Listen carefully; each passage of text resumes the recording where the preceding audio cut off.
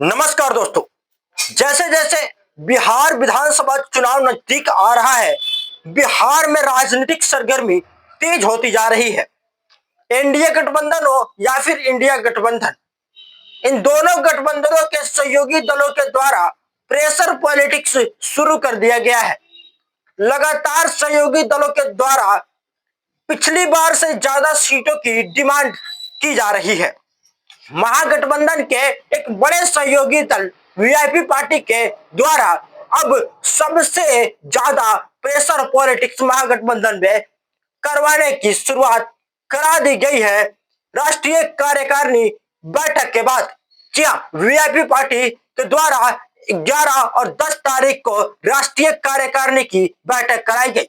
इसमें सबसे महत्वपूर्ण जो फैसला लिया गया वो ये था कि वीआईपी पार्टी महागठबंधन में रहते हुए 60 सीटों पर चुनाव लड़ेगी।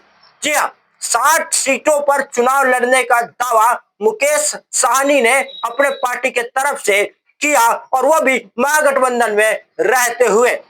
यह सबसे बड़ा चौंकाने वाला जो एजेंडा था वो राष्ट्रीय कार्यकारिणी की बैठक में मुकेश साहनी ने पास कराया। इसके बाद बिहार में राजनीतिक सरगर्मी तेज हो गई।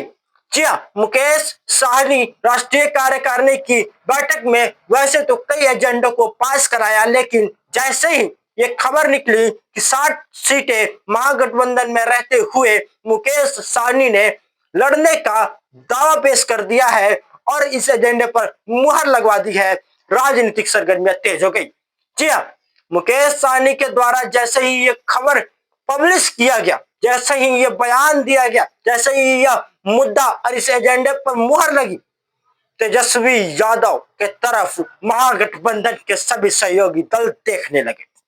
जी हाँ, महागठबंधन में 60 सीटें मुकेश साहनी की पार्टी वीआईपी को आरजेडी के तरफ से यानी महागठबंधन की तरफ से दिया जाना बेहद ही ज्यादा मुश्किल है, और ये एक तरह से नामुमकिन की बात है।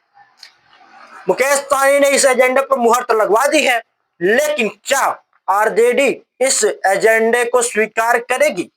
और इसके साथ साथ उप मुख्यमंत्री पद, जो कि बार बार मुकेश साहनी तेजस्वी यादव के सामने भी बोलते रहते हैं कि उन्हें उप मुख्यमंत्री पद चाहिए, वो तो बात अलग थी, लेकिन अब 60 सीटों वाला जो ये बात है वो बिहार की राजनीति में सच में सरगर्मी तेज कर दी है।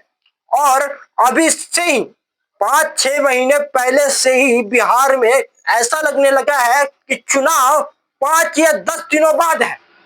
आप सभी को पता है कि बिहार में आखिर के समय में भी गठबंधनें टूट जाती है और दूसरे गठबंधनों में दूसरे सहयोगी दल शामिल हो जाते हैं।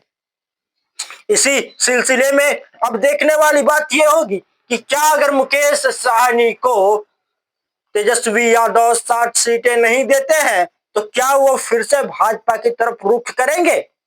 यह सवाल बिल्कुल उठना चाहिए, और यह सवाल उठ भी सकता है, क्योंकि आप सभी को भी पता है कि मुकेश साहनी ने 60 सीटों की मांग पर एजेंडा पर मुहर लगवा दी है, और अगर इससे कम तेजस्वी यादव उन्हें देते हैं तो मीडिया वाले उनसे लगातार इस पर सवाल भी पूछेंगे कि आपके पार्टी के एजेंडे पर जो मुहर लगी थी 60 सीटों की, उसका क्या हुआ?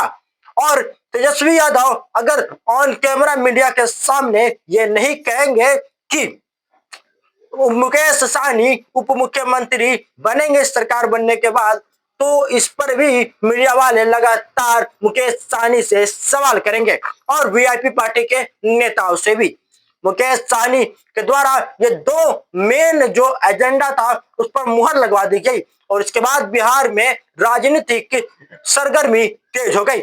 मुकेश साहनी की पार्टी वीआईपी इस साल बिहार में विधानसभा के चुनाव में अपना दमखम दिखाने के लिए लगातार अपने ग्राउंड लेवल पर कार्यकर्ताओं को तैयार करने में लगी हुई है, और लगातार कई कार्यक्रम कर अपने कार्यकर्ताओं में जोश भर रही है।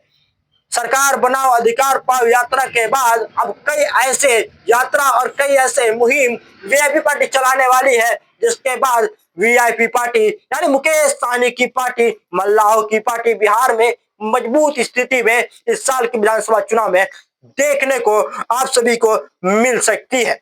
तो आप सभी का क्या मानना है? क्या मुकेश सहनी को तेजस्वी यादव महागठबंधन आरजेडी की तरफ से 60 सीटें दी जा सकती है? क्या यह संभव है? कमेंट सेक्शन में जरूर लिखिएगा। और क्या तेजस्वी यादव इस एजेंडे पर मुहर लगाएंगे, जिस एजेंडे पर राष्ट्रीय कार्यकारिणी में मुकेश सहनी के राष्ट्रीय नेताओं ने मुहर लगाई, यानी 60 सीटों वाली एजेंडे पर? क्या तेजस्वी यादव भी सहमति देंगे? अपनी राय कमेंट सेक्शन में जरूर लिखिएगा। और क्या अगर नहीं हुआ 60 सीटों पर डील, तो क्या गठबंधन टूटेगा? कमेंट सेक्शन में जरूर लिखिएगा। मिलता है नेक्स्ट वीडियो में, तब तक के लिए धन्यवाद।